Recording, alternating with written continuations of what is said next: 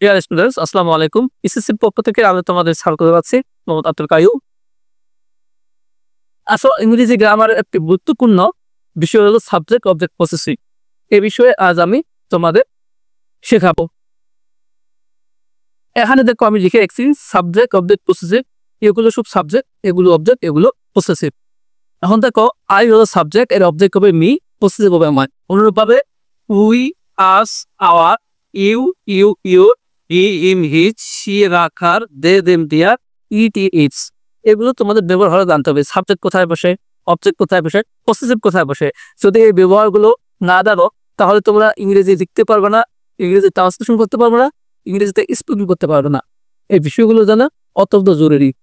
তোমরা কেউ সাবজেক্ট কোথায় বসে, অবজেক্ট কোথায় বসে, পসেসিভ কোথায় বসে, এগুলো ব্যাপারে বিস্তারিত জানতে চাইলে আমার হোয়াটস নাম্বারে মেসেজ দিও।